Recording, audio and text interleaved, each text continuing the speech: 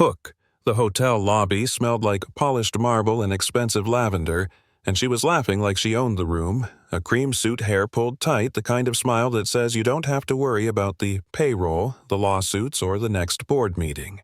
Then I walked up, offered my hand with a portfolio under my arm, and she looked at me like I'd asked to sit in her lap. In 3 sentences, my life and her empire changed. Yeah, that happened. Act 1. Set the stage. Eleanor Hayes ran Meridian Labs, a biotech darling that had been trading on reputation until the runway started blinking red. Her office looked over the harbor. She had the degrees, the awards, the sponsored dinners, everything that reads like credibility in an annual report. 6 months before the story begins, the company had been sitting pretty valuations, humming headcount climbing. By the time we get to the lobby scene, the books say otherwise. The company was burning cash.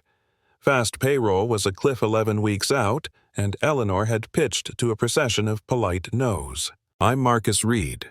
Grew up 2 blocks from the Expressway Scholarship. Kid learned to code by stealing time on the library terminal, built a machine learning model that told banks what their blind spots were sold. The startup started Reed Capital.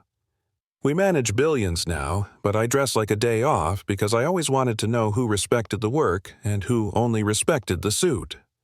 It's a filter I learned early. People show you who they are in 3 beats: when they meet you, when they need you, and when they don't. That morning at the Langley, a lobby that always smells like money and men who are allergic to anything messy. I had a 900 meeting confirmed 3 weeks prior. My assistant had sent the agenda, my bio, the normal dance. I stepped in with a navy polo khaki sneakers, white enough they probably read as obscene in that room, and I extended my hand. Eleanor looked at it like it was a dare. Her voice cut through the lobby, thin and practiced. "Excuse me, who let you in here?" She took a tiny step back. Hands on her purse, and the look she gave me was an execution. "Someone like you," she said out loud, the words dripping. "Security. Get him out," she told the desk. "I will call the police." The thing about public humiliation is, it's a mirror and a magnifying glass. At the same time, I could feel every head turn, phones come up, the air change. I lowered my hand because I wasn't there to make noise.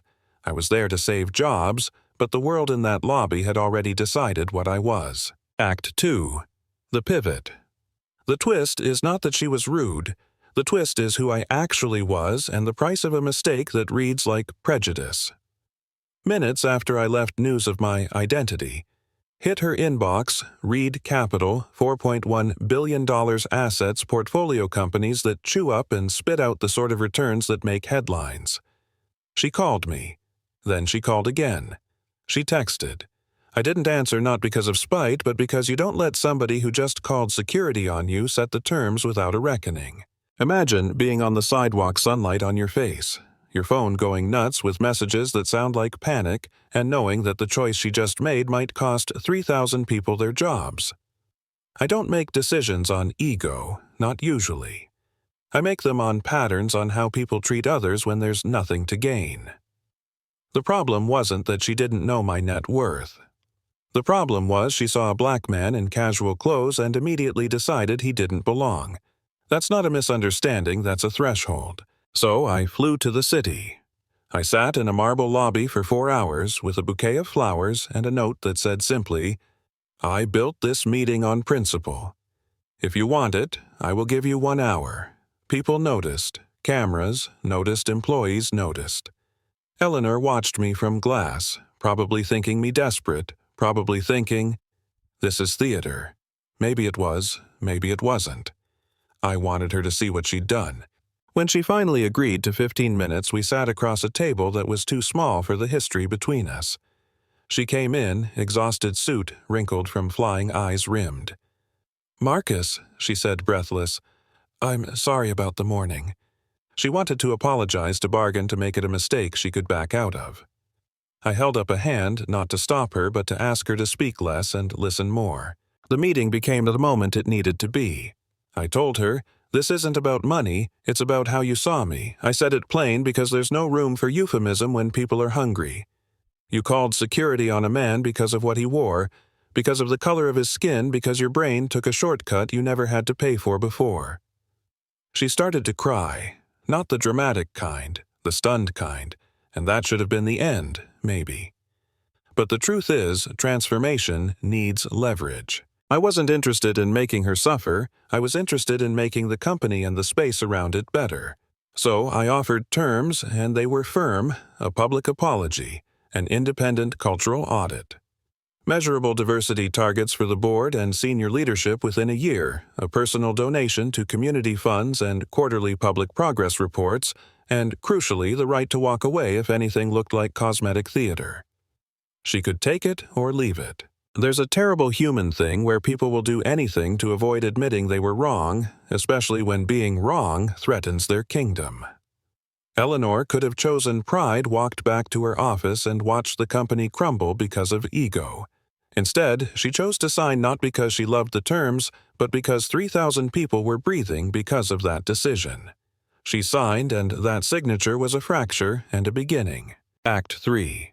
Consequences and the long work. The press conference 3 days later was a kind of public exorcism. She stood at a podium under hot lights and said the words, "I profiled a man based on appearance I called security. I humiliated him, and I failed as a leader." It landed like a bell, loud and undeniable. The board moved, changes were fast and ugly. She stepped down as CEO, stayed on as a non-executive member for a probationary period, and We Read Capital wired the investment to save payroll. But this story doesn't love tidy endings. The apology was necessary and imperfect. The audit found what we all suspected: promotion gaps complaints that never left inboxes a pattern of people of color being told to fit rather than being seen. Lawsuits followed, settlements were made, and the company reorganized in ways that were messy and real. People who had been invisible finally had seats in rooms that started to feel different. A year later, the company looked different on paper and in flesh. More women in leadership, a board with real diversity, employee resource groups with teeth, and a public dashboard showing progress. My fund expanded a program to back underrepresented founders, not because it made a great PR headline, but because this is how you change an ecosystem with capital and conditions and patience. The bigger question that sits heavy is, would a different outcome have happened if I didn't have a name on the Forbes page? If I'd been a middling investor with the same pocketbook, would anyone have cared? That's the ugly work of this story. Accountability too often follows wealth, which means dignity is conditional in our system.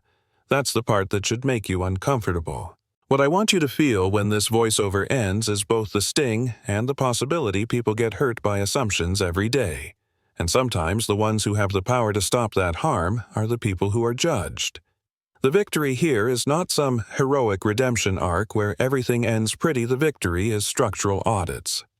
Policy, real hires, and a company that finally begins to treat people like people. But I'll leave you with an open question, and I want you to answer it in the comments. When you see someone in a polo or a hoodie, do you make a decision about them in 3 seconds? If you had Eleanor's moment of choice, would you call security, or would you ask a question? If you were Marcus, would you have come back at all? Or would you have walked away and let the company burn? Drop your answer below. Tell a story. If you've ever been misjudged, or call out a time. You wish you'd done the right thing but didn't. Let's talk about it. If this hit you, share it. If you want more stories about the messy tug-of-war between power and accountability, subscribe and tell us what you want to hear next. Justice isn't a headline. It's a practice, and starting the conversation is on all of us.